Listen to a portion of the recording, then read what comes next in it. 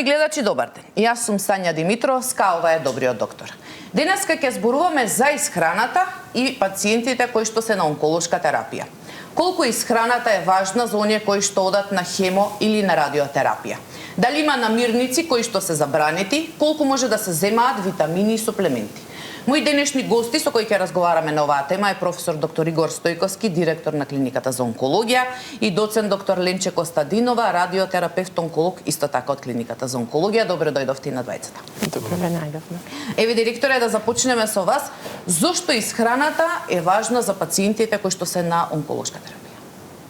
Да, благодарам прво на поканата. Морам да кажам дека ова е една доста важно прашање, значи дека исхраната е секако комплементарен метод во однос на не само на лекувањето, туку и на менеџирањето на несаканите ефекти од онколошката терапија. Исхраната е битен фактор во секој случај и треба секако да се зависи од туморската локализација, од самиот пациент. Така, но во принцип, значи, основни постулати се дека исхраната помага, значи, во менаџирање и копирање на несаканите ефекти, треба да се персонализира или да се, како да кажам, да се прилагоди на онколошкиот третман. Целата е да се разбира да го да ја задржи пациентот телесната тежина во текот на онколошкиот третман и се разбира со тоа, значи, да го закрепне организмот за да може, значи, да се бори против болеста. Да има посилен имунитет. Посилен имунитет. Доктор Костадинова, колку често пациентите, еве кога нели се кај вас во ординација, знаат да ве прашаат што смеат, што не смеат да јадат и колку реално начинот на исхрана, па и самата исхрана влијае на исходот од онколошката терапија? Првин благодарам за поканата. Значи, речиси да не постои прва консултација на која што лекарот онколог не е прашан за начинот на исхрана во текот на самиот третман и во сооднос во зависност од локализацијата на болеста. Значи, ние редовно секојдневно од сите пациенти, не само на почетокот, туку и во тек на самиот третман, како се појавуваат несаканите ефекти од самата терапија, така ги добиваме и прашањата.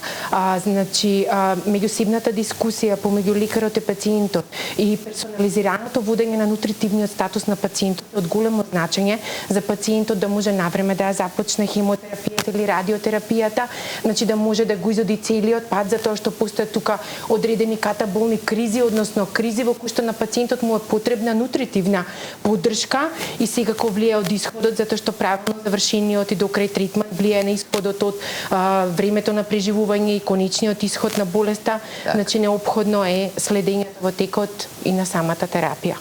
Значи, постои таа меѓусебна консултација? Постои секогаш и од секој пациент на првата консултација понатака и во текот на целиот третман. Така.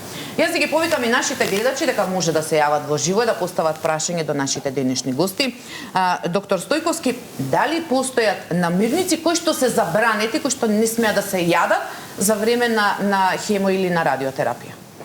Генерално, значи, секоја храна што е премногу зачинета, љута, треба да се избегнува во секој случај консумацијата на алкохол, консумацијата, пушењето најчесто, значи игрото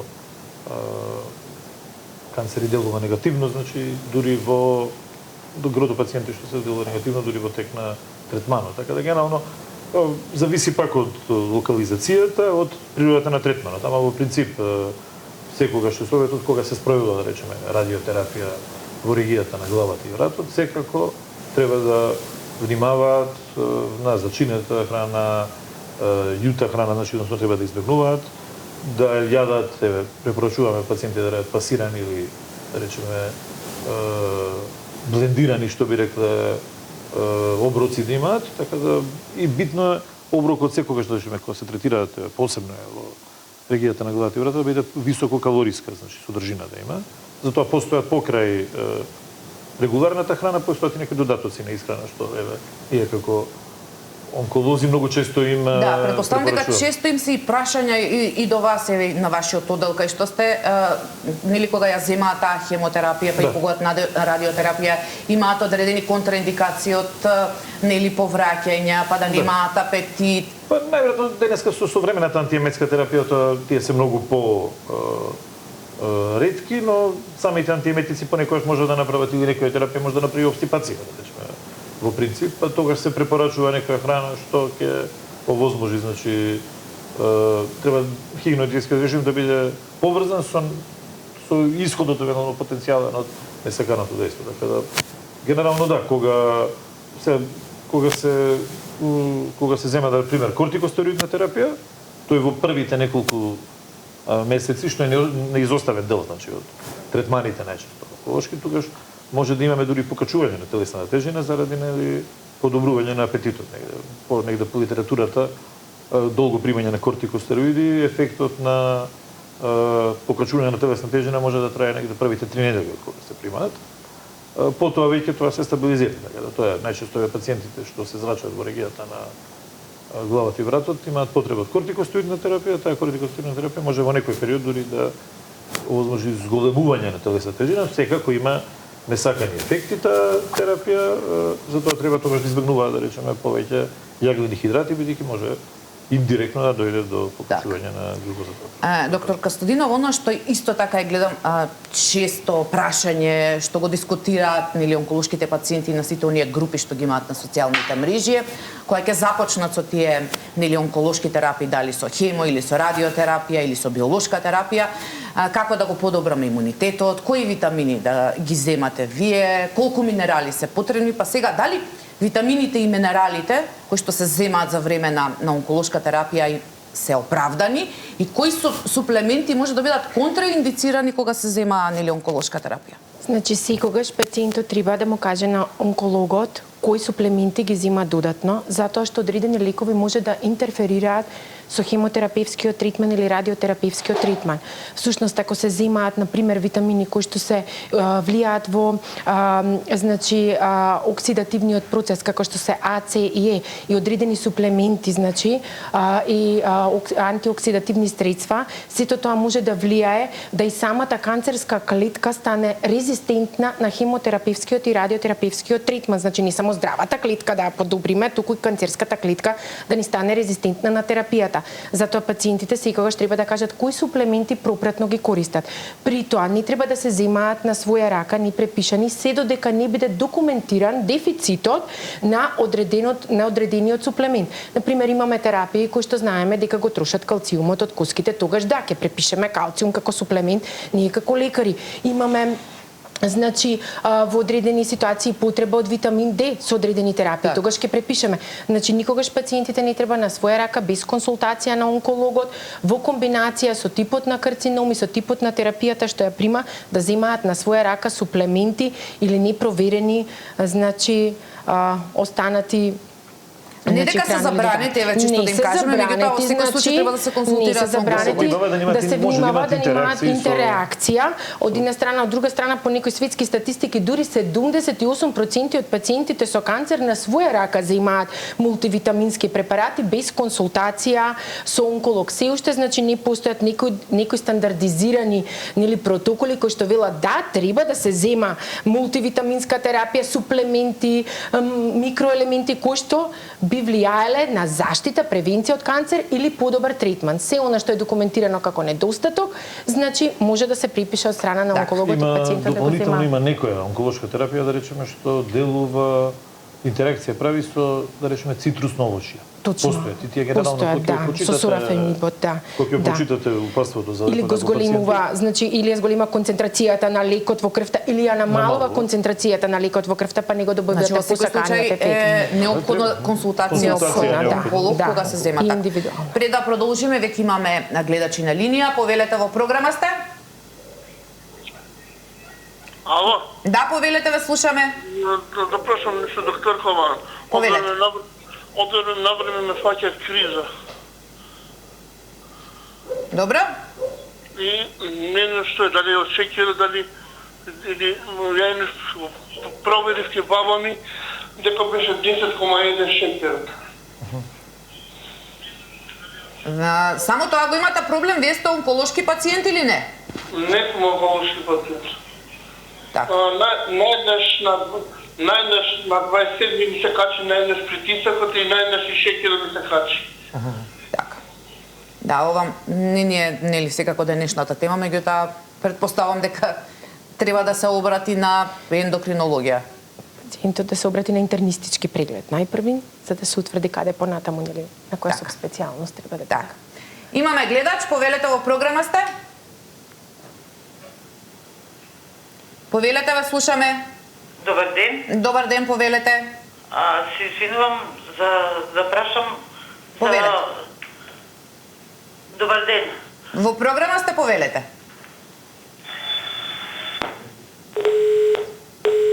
Не се исклучи гледачката. Дали имаме гледач?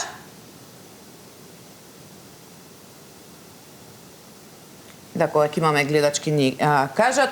Доктор Стојковски, веќе споменавте што треба да се избегнува, нели, луто, зачинето. Меѓутоа, колку и суровата храна и непастеризираната храна е ризик за пациенти кои што се на онколошка терапија? Многу добро прашање. Во секој случај, значи, се смета дека онколошките пациенти во тек на третманот дали примаат хемотерапија, дали примаат радиотерапија и биолошка или имунолошка терапија, секако имаат компрометиран имунитет. Сировата храна, термички необработената храна, во секој случај постои поголем ризик за внесување на некакви микроорганизми што може да компрометираат состојбата на пациентот, така да можеби доколку се работи за човек што имал и претходно навика на сирова храна и термички необработена јаде, подобро во тек на третманот онколошки да избегнува тој тип на исхрана, бидејќи може да го компрометира, значи се што може да компрометира, значи да компрометира третманот, основниот третман. Така. Препорака генерално. Да. Пред да продолжиме, ве ни кажа дека имаме гледачи, повелете во програма сте. Повелете, ве слушаме. Ало. Да, повелете, ве слушаме. Добар ден. Добар ден, повелете. Поздрав до вас и до докторите. Ви благодариме, повелете. Имам едно прашање. Повелете. Моето дете на 18 години го пати канцер на коски. Добро, намалете го само звукот на телевизорот и повелете, ве слушаме. Момент.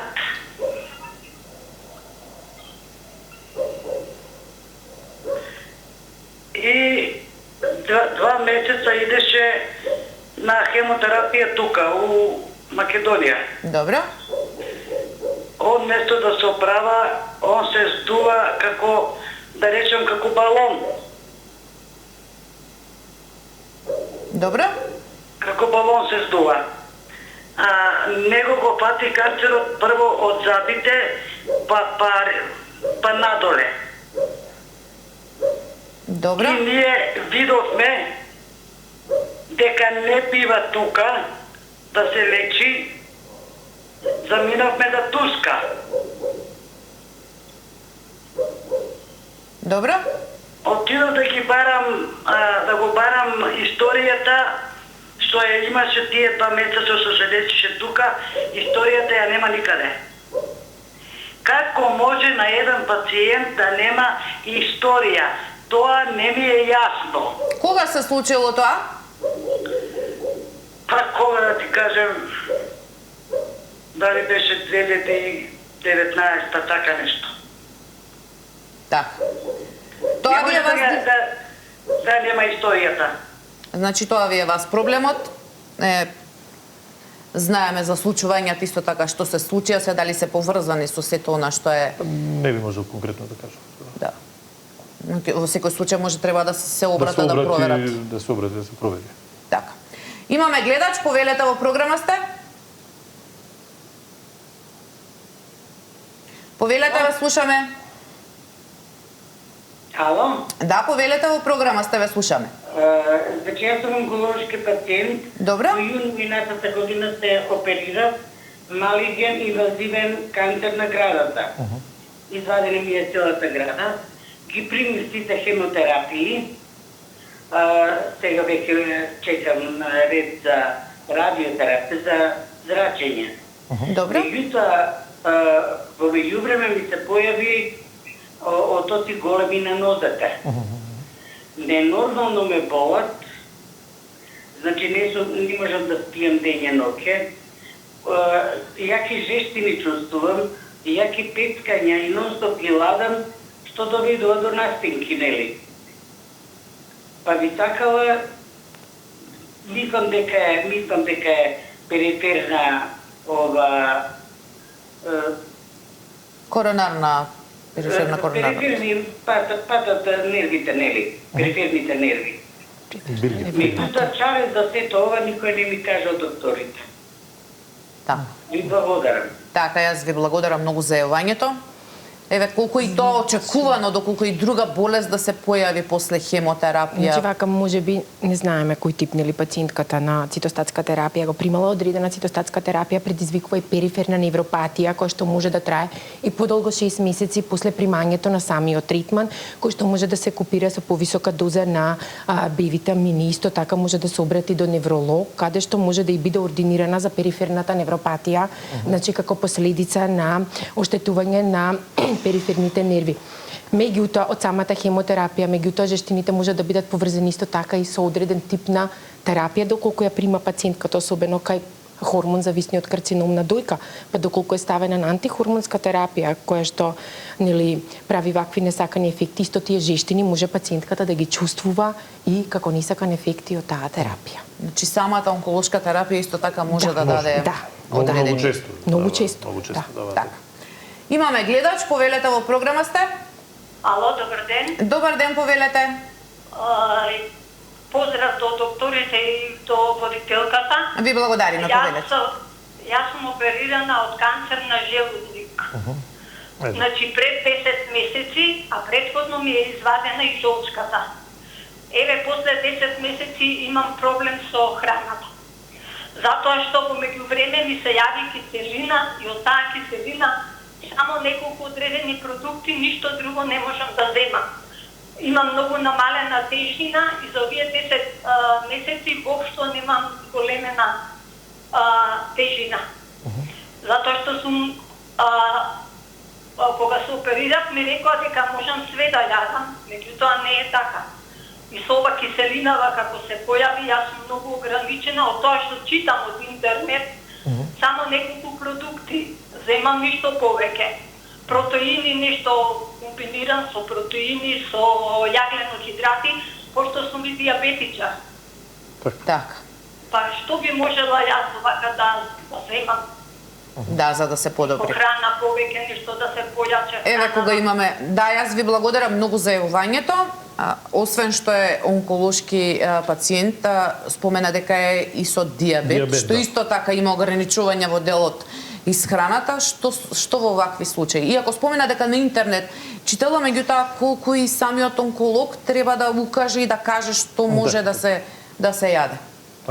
Па постојат препарати, значи за дополнителни препарати, посебни од барем има 2-3 производители што ги имаат на пазарот достапни, каде што е хиперкалорична исхрана, посебно адаптирана за диабетичари. Во мала количина, значи, со висока доза на протеини и калориска вредност. Се не разбрав дали доаѓа на онкологија, дали прима некаква терапија, може со колегите што работат оваа проблематика, значи да се консултира. Да се консултира и да се запознаени, мислам дека тачно и ги знаат кои се препаратите да ја препорачаат што да зема. Дополнителна однос на се разбира дека сигурно човекот сака да се јаде храна регуларна. Нели кажано може да јадете се, меѓутоа како најдедашка гледачка не може баш се. Ама треба баш најверојатно некои намирници да ги избегнува поради тие. Така. Еве доктор Костадинова, ова наша гледачка кажа дека на желудник имала канцер. Дали постојат разлики во препораките кај различни видови на рак, што може да се јаде, што не треба да се јаде, што да се избегнува? Секако пред се зависи од општата состојба на пациентот, потоа типот на карцином кој што го има и третманот кој што се реализира кај пациентот.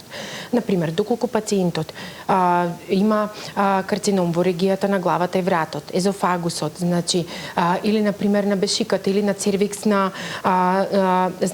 цервикс кај жените, секако пушењето и алкохолот мора да бидат изоставени како број 1 и кај здравите пациенти, и кај здравите луѓе, и кај пациентите. Значи, потоа во однос на терапијата која што се спроведува, доколку ние имаме оштетување на самата слузница, секако дека на пациентот нема да му препорачаме луто, солено, кисело за чинето, а понекогаш и во одредени ситуации овоше, затоа што и овошето содржи овошни киселини, па пациентот кога ќе внесе, мислејќи дека внесува витамини и минерали, влијае лошо врз улцерозните промени кои што се наоѓаат на самата слузница. Затоа и ги советуваме пациентите во тие ситуации да посегнат по овие храни кои што нели се со одредена калориска вредност, значи со одредено количество на протеини, јаглени хидрати и витамини кои што ќе им бидат потребни. После тоа исто така нели во зависност можам да кажам дека и во текот на хемотерапијата, значи различен тип на хемотерапија, различна храна, како што кажавме, одредени лекови, например, можат да влијаат доколку вие внесувате, например, цитрус, тогаш во една ситуација, например, го зголемувате количеството на лекот во крвта, па ги добивате повеќе несаканите ефекти од тој лек, а доколку го намалувате, значи количеството на крв, ги добивате, значи не го добивате посаканиот ефект кој што би требал да го постигне тој лек кај пациентот. Доктор Стојковски, вие еве последната наша гледачка кажа дека ја намалила телесната тежина после операцијата, после третманот. Вие исто така споменавте кај одредена кортикотерапија може да дојде до зголемување на телесната тежина. Колку е опасно губењето на телесната тежина кај онколошки пациенти? Па во принцип е негативен фактор на исходот од терапијата, значи поврзано е во научни студии. Сега во принцип постојат препарати кои помагаат, кои имаат докажано, недокажано дејство, помалку докажано дејство, но во принцип секогаш се препорачува хиперкалориска исхрана, богата со протеини. Кај вас пациенти не може пациенти да се компензира со регуларната исхрана, постојат значи некои препарати достапни кај нас на пазарот кој може пациентот да речеме да го земе како да го компензира калорискиот внес кој не може со регуларна исхрана секојдневна да ја. Кога имате такви пациенти на вашиот оддел кои што почнале со терапијата, веќе и губат и од телесната тежина, дали им правите некои дополнителни испитувања, проверки да се види што недостига, што може дополнително да земат? Па сега постои едноставен прашалник, значи што некои од колегите што работат оваа проблематика, значи може да го направат. Прашалник, мерење на телесната тежина, значи пресметување како што се вика body mass index. И према тоа, според тоа, има ориентација и докторот и онкологот колку дали треба да компензира или да го советува пациентот да го компензира или да речеме да побара консултација со некаков нутриционист за да адаптира. Така. Ние можеме во принцип, сакам да кажам, генерален совет да дадеме, тоа е. Така да. Доктор Костадинова, има нели по социјалните мрежи, по интернет многу вистини, многу митови кога се зборува за исхраната и за онколошките пациенти, па едно што може да го прочитаме како наслов: шекерот го храни канцерот. Сега, дали на вистина шекерот и сите оние производи кои што содржат шекер може да бидат штетни или пак може да се земаат во одредени дозволени граници? Вака првин да разграничиме дека шекерот сам по себе не е карциногена супстанца. Така. Значи, меѓутоа, во комбинација, значи шекерот во продуктите кои што го конзумираме, доведувајќи до прекумерна телесна тежина, односно гојазност или обезитас, а обезитасот знаеме дека е причина за многу видови на карциноми, значи во комбинација со останатите навики на живот и хигиено-диететски режим кај пациентите, може да биде причина за предизвикување на канцер. Значи не шекерот, него шекерот како дел од целокупната состојба на пациентот во обезноста, значи може да влијае, а секако конзумирање на шекер и тоа како, значи е потребно во нормални количини. Бидејќи самите организми, како што го слушаме, изгладнување, нели, за да не добие пациентот канцер, за да го излечи карциномот, тоа воопшто не е точно дека треба да се постапува така, бидејќи самата канцерска клетка, иако има поголема потрошувачка на глукоза од нормалните клетки, дури вие и да не го дадете шекерот, така ги разгради сопствените мускули и од аминокиселините со глуконеогенез не за процес, ќе се направи повторно шеќер за да може да расне. Значи изгладнувањето, неконзумирањето воопшто шеќери не значи дека вие ќе го сопрете карциномот да се шири. Значи шеќерот сам по себе не е канцерогена супстанца. Така да предпоставам, еве, доктор Стојковски, дека кога разговарате со пациентите, едно од прашањата е дали сега смеам да пијам кафе со шеќер, дали може да јадам благо, да јадам торта, се плашат едноставно, предпоставам дека шеќерот може да им штети во самата онколошка терапија. Да, мислам не забрануваме, значи консумација генерално. Јас не забранувам нормално, значи кога ако пациентот е на некоја терапија кортикостероидна, треба да се предупреди дека земење на јаглени хидрати може индиректно да доведе до зголемување на гликемијата на крв, значи да стигне да го зголемиш концентрацијата на шеќерот во крвта и да може дури да индуцира, еве да речеме некаков јатроген, што би рекла дијабетес. Така да тогаш треба се внимава во принцип на внесување на јаглени хидрати да се направи. Така да такви ситуации сега има генерално немаат забрана во принцип, но треба да се внимава. Меѓутоа може и самите си прават ригорозни режими, едноставно и да не слушат под онколог. Кажано, човек е почне по лекари да иде, најчесто ние немаме некаква, како да кажам, како нација, како народ, немаме однос према редовно да идеме на контроли, свесни на своето здравје. Еве, кога ќе почнеш за лекар да одиш за било како работа, можеби ќе ти се најде, да речеме, покачена гликемија, што можеби си имал и претходно. А не си знаел, затоа што не си одел на редовни контроли. Меѓутоа, кога зборуваме, еве, доктор Костадинова, за исхрана, ова смеете, ова не смеете, што значи всушност правилна исхрана и колку навистина таа доколку е правилна, помага побрзо да закрепне пациент кој што е на онколошка терапија?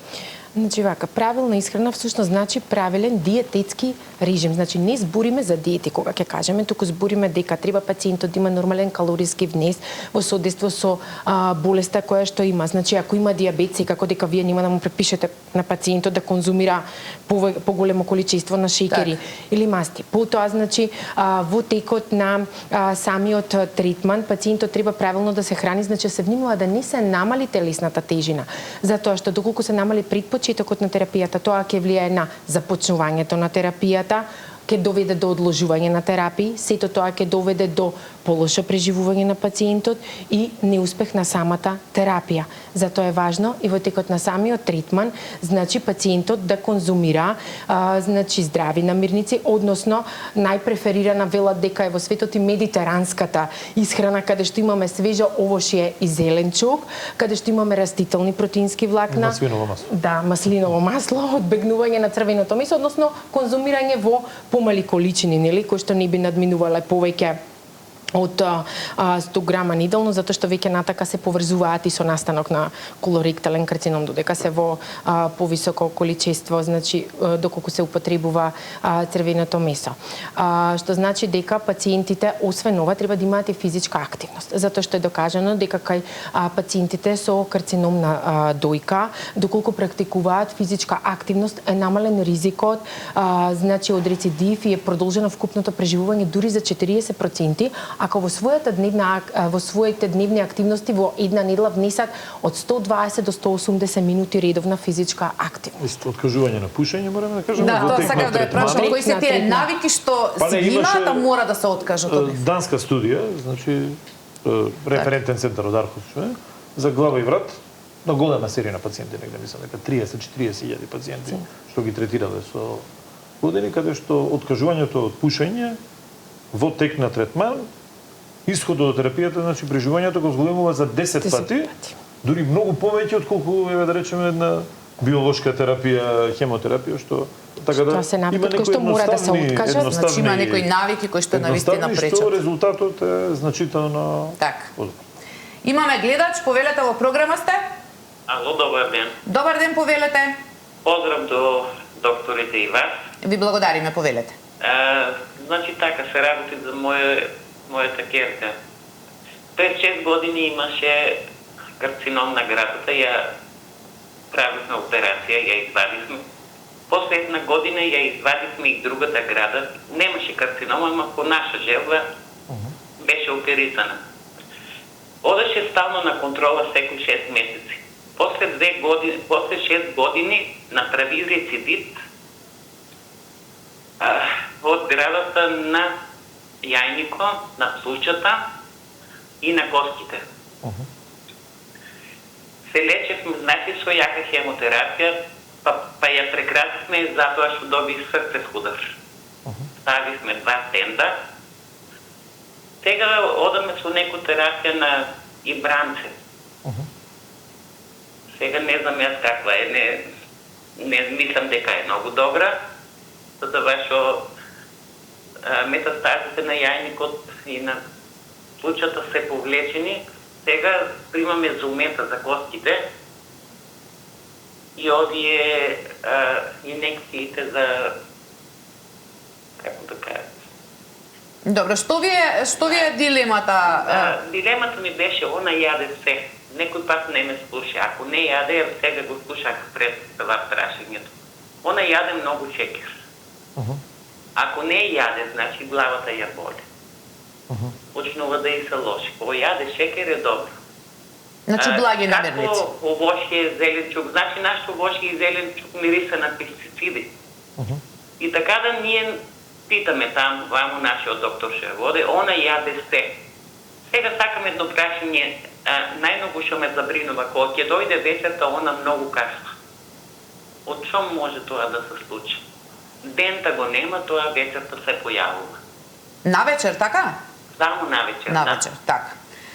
Да, јас ви благодарам за јавањето, еве 2 подпрашања се и тоа што кашла навечер, меѓутоа и дека јаде премногу шекера, останати се метастази на костите. Да, неверојатно се работи за хормон зависен канцер. Тука треба да се внимава посебно на покачување на телесна тежина. Значи, докажано е, мислам, дека покачување на телесна тежина негативно може да делува на исходот од болеста.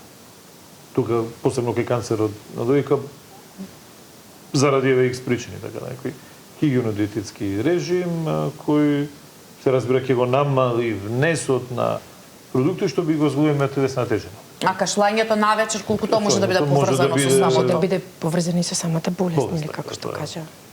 Самата болест, да. Во некоја позиција. Во секој случај консултација сепак со онкологот. Со онкологот, така да. Бидејќи сме на самиот крај на емисијата, еве за крај доктор Костадинова, освен што нели се консултираат, си се прашуваат нели онколошките пациенти околу витамини, околу минерали, колку и другите останати препарати кои што можеби не се дозволени, меѓутоа ги слушаат меѓу себе како живи бубачки, како петролеј, навистина можат дополнително да ја влошат состојбата кај онколошки пациенти доколку се земаат вакви работи. Па редовно во нашата пракса секојдневно слушаме за употреба на варова вода, на бубачки, значи петролеј и така натаму. Ништо што не е медицина базирана на докази, значи пациентите не треба да го земаат на своја рака. Она што е, како е една мој совет или моја препорака е дека она што е медицина базирана на докази, онкологот ќе им го каже и ќе им соопшти. Се што треба да се превземе во однос на нивниот третман, онколозите го превземаат. А она што се чита и пишува на социјалните мрежи, доколку е непроверено, пациентот без да разговара и да се консултира со онкологот што го води, никогаш да не го зема на своја рака, за да не дојде до интеракција помеѓу она што го зема со терапијата, па после да не биде исходот дека терапијата не делува или лошо делува или има високи токсични ефекти. Значи без консултација со онкологот да не се превземаат на своја рака никакви така во сферата на алтернативна медицина, да кажем тоа. Меѓутоа еве да заклучиме за крај доктор Стојковски, значи многу е важна онаа меѓусебна соработка и доверба меѓу пациентот и лекарот. Да. Предпоставам дека тој вас ви е обратно лекар пациент доверба, значи ние еве на клиниката имаме стварно значи стручњаци од различни области, значи ние сме ограничени, имаме привилегија да сме ограничени да работиме само една проблематика, да речеме, или 2-3 различни проблематики, така да сите, можам да кажам дека сите вработени доктори пратат, што би рекли, up-to-date медицина, така да се обратат во нивната тесна област и да веруваат дека стварно секој доктор прави све за пациентот, да речеме, да има подобар исход од болест. Така. Јас знам дека на оваа тема може многу да зборуваме, меѓутоа времето на денешната емисија ни помина. Јас ви благодарам што бевте мои денешни гости, што се надевам дека успеавме колку толку да доловиме, односно да знаат што може, што не може, од што да се откажат, за секако да има подобар исход самата онколошка терапија. Благодарам. Почитувани гледачи, овде е крајот на денешното издание на Добриот доктор. Се гледаме повторно утре во истото време. Имајте убав ден, чувајте го вашето здравје и гледајте Сител. Довидување.